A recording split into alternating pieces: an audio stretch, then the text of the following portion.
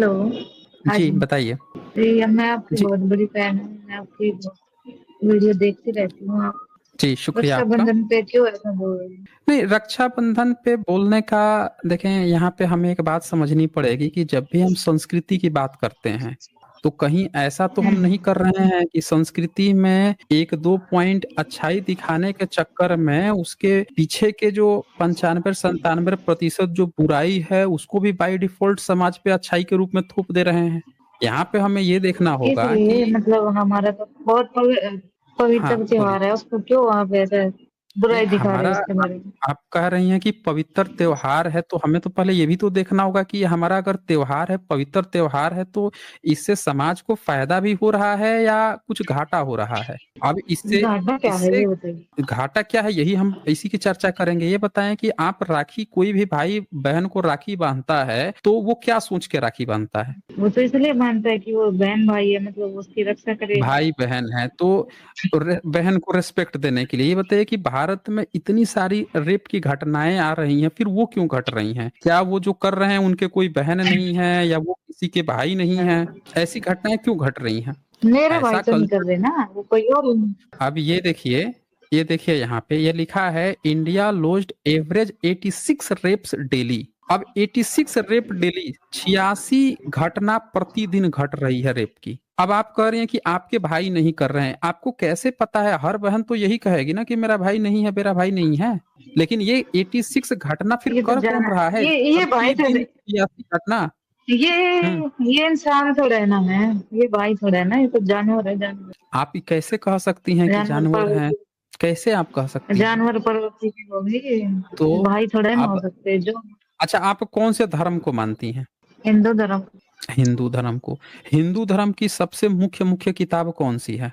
अच्छी-अच्छी किताबें कौन-सी हैं? महाभारत है, महाभारत है और गीता, गीता है, बहुत बढ़िया। और दो ही तो है और कितनी। अच्छा ठीक है, महाभारत है, गीता है। तो ऐसा करते हैं मैं आपको भागवत गीता ही खोल लेते हैं ना, भागवत गीता ही खोल लेते हैं। ये भागवत गीता है। अब इस भागवत गीता को हमने यहाँ पे ओपन कर दिया और इस भागवत गीता में ये श्लोक है चैप्टर 9 का 32 नंबर। इसको एक बार आप पढ़ के सुना सकती हैं? राइट साइड में यहाँ पे हिंदी अनुवाद भी लिखा है। कौन सा, हिंदी वाला? हाँ, क्योंकि ये पास जो कोई पाप योनि वाले हैं, अर्थात जिनके जन्म कारण पाप है, ऐसे प्राणी है, वे कौन है? सो कहते हैं वे स्त्री, वैश्य और शूद्र मेरे शरण में आकर मुझे ही अपना अवलंबन बनाकर परम उत्तम गति को ही पाते। अब हाँ, बताइए यहाँ पे पढ़िए। ये कह रहा है कि सो कहते हैं वे स्त्री, वैश्य और शूद्र, लिखा है कि ये पाप योनि है। अब महाभारत में गीता आपको बता रहा है कि स्त्री, वैश्य, शूद्र जो है पाप योनि होते हैं। लेकिन वहीं नीचे लिखा है 33 नंबर में पुण्य योनि ब्राह्मण, ब्राह्मण को पुण्य योनि बता रहा है और स्त्री, वैश्य, शूद्र को। तो आप ये कैसे कह सकती हैं कि आपका धर्म ग्रंथ जो है वो आपको कोई अच्छी चीज बता रहा है, अच्छा संस्कार बता रहा है और आपके किसी धर्म ग्रंथ में रक्षाबंधन नाम की कोई चीज नहीं है? क्या महाभारत में, रामायण में, वेद में, पुराण में कहीं आपका कोई रक्षाबंधन जैसा पर्व का चर्चा आया है रक्षाबंधन मनाने का? इसके जो श्लोक है, ये जो कितना 33 कितना नंबर बताया, इसके एक श्लोक पीछे जाओ आप, वो पढ़े। ठीक है, इसके पीछे भी चले जाते हैं। ये रहा, बोलिए 31 अब नंबर। आप पढ़िए और बताइए, बताइए आप पढ़िए। 31 में लिखा है वह शीघ्र ही धर्मात्मा, धार्मिक चित्त वाला बन जाता है और सदा रहने वाली नित्य शांति उत्क्रांति को पा लेता है। हे कुंती पुत्र, तू यथार्थ बात सुन। तू यह निश्चित प्रतिज्ञा कर अथवा दृढ़ निश्चय कर ले कि जिसने मुझ परमात्मा में अपना अंतःकरण समर्पित कर दिया है वह मेरा भक्त कभी नष्ट नहीं होता, अर्थात उसका कभी पतन नहीं होता। तो ये लिखा है। अब बोलिए इसमें क्या है? ये तो लिखा है कि वह कभी पतन नहीं होता। तो ये जो 86 रेप पर डे हो रहा है, क्या वो महिलाएँ सारी की सारी नास्तिक ही हैं, धार्मिक नहीं हैं? अब वही पढ़िए 33 वाला। हुँ? अब आप पढ़िए, अब आप नहीं वही हम पढ़िए जो पूछ रहे हैं मुझसे पढ़वाए थे, 33 वाला। 33 नंबर या 32 नंबर? ये यही ना 32 नंबर? क्योंकि हे पार्थ जो कोई पाप योनि वाले हैं, 33, कह रहा है कि जो कोई पाप योनि 33। वाले हैं। हाँ, वो भी पढ़ लेते हैं। पहले ये क्या कह रहा है जो कोई पाप योनि वाले हैं, यानी जो लोग भी पाप योनि, अब यहाँ पे पाप योनि नाम ही दे दिया पाप योनि, फिर कहता है जिनके जन्म का कारण पाप है। अब बताइए कि कोई व्यक्ति जन्म लेते ही उसका कारण पाप है, वो पाप किए हैं इसीलिए जन्म ले रहे हैं, वो कौन है? वे स्त्री वैश्य शूद्र। अब बताइए कि जितनी स्त्रियां हैं उनके जन्म का कारण पाप है, वैश्य जितने लोग जन्म लिए हैं वो पाप हैं, शूद्र जितने जन्म लिए हैं सब पाप है। ये तीनों वो वर्ग है जो मेहनत कश वर्ग है। वो एक मिनट, ये जो हम्म आप पढ़ रहे हो इसको हम्म लगातार पढ़िए। हाँ तो बोल तो दिया कि सो कहते हैं वे स्त्री वैश्य शूद्र भी मेरी शरण में आकर। अब ये पाप योनि है, अब इनका पाप कैसे दूर होगा? कौन तो है ये? वो इनकी कौन है शरण ये? में जाएंगे। हाँ वो ये कौन है? तो नहीं वे नहीं, स्त्री वैश्य ये शूद्र है। ये है, हम्म ये हाँ कौन है? बोलिए। ये पाप योनि वाले, पाप योनि तो वाले वही कौन तो है ये तो बताइए। यही तो लिखा है ना आगे, स्त्री वैश्य शूद्र। आप बता दीजिए कुछ और लिखा है तो। नहीं, जो ये आपको लिखा कुछ है ये और लग रहा पाप है जो तो कोई बोल पाप, दीजिए। कौन है ये? हम कह रहे कहाँ हैं से कि आते हो? हाँ तो वही तो मैं पूछ रहा हूँ ना कि आप ये यहाँ पे आपके जब महाभारत में लिखा हुआ है कि पाप योनि आपको बता दे रहा है, क्यों बता रहा है? यही बता दीजिए आप हमें। धर्म ग्रंथ जो है आपको पाप योनि क्यों बता रहा है? हम्म नहीं, किसने बोला है ये ऐसे कि ये स्त्री शुद्ध पाप आपके योनि वाले? भागवत किसने बोला? भागवत गीता में आपके कृष्ण बोल रहे हैं कि ये तीन जो है पाप योनि हैं। किससे बोल रहे हैं? हाँ, आपके भागवत गीता में ये कहाँ बोला लिखा गया है है कृष्ण जी कि ने? देखिए क्या लिख रहे हैं, क्योंकि हे पार्थ, पार्थ किसको कह रहे हैं ये? पार्थ जो है किसको कह रहे हैं? अर्जुन को कह रहे हैं पार्थ। ऊपर देखिए ना, कहते हैं हे कुंती पुत्र। अब कुंती का पुत्र कौन है? अर्जुन है। अर्जुन को ये समझा रहे हैं। फिर नीचे कहते हैं तथा हे पार्थ, यानी कि हे अर्जुन, जो कोई पाप योनि वाले हैं वो कौन है जिनके जन्म का कारण पाप है? कह अच्छा, रहे हैं कि ये इनके जन्म का ही एक कारण पाप है। नहीं, ये जो ये हम्म आपने पेज उठाया है, हेलो, ये जो पेज उठाया हाँ है कहाँ बोलिए। से उठाया है? ये मुझे, हम जब भगवत गीता पढ़ते उसमें तो ये है नहीं। चैप्टर 9, ये सबसे पहला भागवत गीता है ये। शंकर भाष्य देखिए, पहला पेज ऊपर देखिए यहाँ पे क्या लिखा है। नहीं नहीं शंकर भाष्य नहीं, अध्याय 9।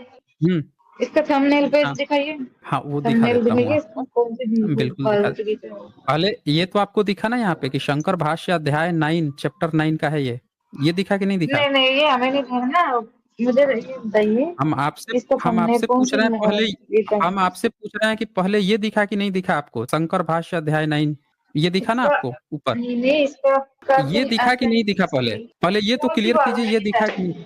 ये दिखा ना आपको? वो तो शायद लिखा होगा, वो तो देख ही लेंगे, आगे तो लेना नहीं नहीं, बताइए। हम देखें वो उससे हमको नहीं मतलब है। हम आपको फर्स्ट पेज ये नहीं कह रहे हैं कि नहीं दिखाएंगे, दिखाएंगे। हम आपसे पूछ रहे हैं कि ये दिखा कि नहीं दिखा, जहाँ लिखा है शंकर भाष्य अध्याय 9। आप पेज 243 ये दिखा आपको? एक बार कंफर्म कर दीजिए ताकि हम आपको फर्स्ट पेज भी दिखा दूं। हाँ जी, वर्णिका जी, क्या आप हमें सुन पा रही हैं? देखें इनकी आवाज अब चली गई। अब इनकी आवाज चली गई। अब ये महाभारत को बता रही थी। अब महाभारत में ही, अब हम इनको पहले फर्स्ट पेज दिखा देते हैं, फिर हम आपको आते हैं महाभारत में। अब महाभारत का कुछ और भी दिखाएंगे। ये देखिए फर्स्ट पेज है इनका, ये दिख रहा है आपको फर्स्ट पेज? ये आपको फर्स्ट पेज दिख रहा है? श्रीपद भागवत गीता शंकर भाष्य हिंदी अनुवाद सहित मूल श्लोक भाष्य भाष्यार्थ टिप्पणी तथा श्लोक पदों का अकरादी क्रम सूची सहित। और ये अनुवाद श्री हरि कृष्ण दास गोयनखा घनश्याम दास जलान गीता प्रेस गोरखपुर से छपा है। ये शंकर भाष्य है, देख लीजिए आप ध्यान से। वर्णिका जी, अब हम आपको दिखाते हैं आपका महाभारत का। आप कह रही थी ना महाभारत एक बड़ा अच्छा किताब है। अब महाभारत का एक पॉइंट हम आपको दिखाते हैं। ये देखिए, अब महाभारत ये बोल रही थी बड़ी अच्छी किताब है। अब महाभारत का ये दिखाते हैं। ये महाभारत है आपका, गीता प्रेस गोरखपुर से, षष्ठ खंड है, अनुशासन पर्व, अश्वमेधिक आश्रम वशिक मौसल पर्व, इसका हम ओपन करते हैं। और इस मौसल पर्व में कृष्ण जो हैं उनकी मृत्यु हुई है। उसके बाद से अर्जुन गए हैं लाने के लिए। और हाँ यहाँ पे अब ये 21 नंबर, यहाँ देखिए मौसल पर्व है। 21, 22, 23 और 24, 25 और 26, 27, ये जो पेज है इसका एक बार आप पढ़ के हमें सुना देंगे क्या लिखा है? बस इतना ही पढ़ना है आपको। क्या आप हमें सुन पा रही हैं? आपकी आवाज नहीं आ रही है। मुझे लगता है कि आप या तो माइक से दूर चली गई हैं या आप इस टॉपिक से भागने की कोशिश कर रही हैं। आपने कहा है कि महाभारत और गीता बड़ा अच्छा किताब है। हमने गीता का भी दिखाया जिसमें पाप योनि बताया गया था। अब हमने महाभारत भी, गीता उसी का पार्ट बताया गया। अब हमने महाभारत खोल दिया है जिसमें हम आपको एक और चीज दिखाने वाले हैं। इसका सिर्फ 24 नंबर एक बार पढ़ दीजिए तो। देखें ये अब चली गई हैं। ये जो हैं अब रिस्पॉन्ड नहीं कर रही हैं। शायद इनको आइडिया शायद लग गया है तो ये रिस्पॉन्ड नहीं कर रही हैं।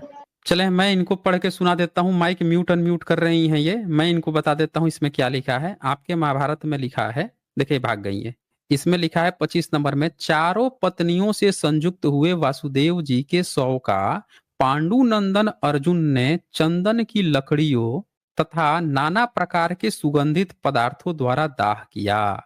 और उससे पहले 24 नंबर में क्या लिखा है, चिता की प्रज्वलित अग्नि में सोए हुए वीर सूरपुत्र वसुदेव जी के साथ उनकी पूर्वोक्त चारों पत्नियां भी चिता पर जा बैठी और उन्होंने साथ भस्म हो पति लोक को प्राप्त हुई। आपके महाभारत में लिखा है पति मर जाता है तो उसके साथ उसकी पत्नियां, चारों पत्नी जो है जाके आग पे बैठ के सती हो गई। आप हमें बता रही थी कि रक्षाबंधन में क्या खराबी है।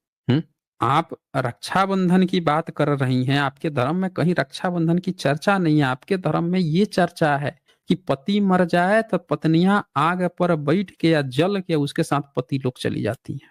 अर्जुन यहाँ पे आग दे रहे हैं चारों पत्नियों से संयुक्त वासुदेव के शव को। और उसके आगे 26 में लिखता है, उस समय प्रज्वलित अग्नि का चट-चट शब्द समागम करने वाले ब्राह्मणों के वेद मंत्रोच्चारण का गंभीर घोष रोते हुए मनुष्यों अंतर्नाद का एक ही साथ प्रकट हुआ, सब उसी में जल के मर गई आगे में, ये लिखा हुआ है।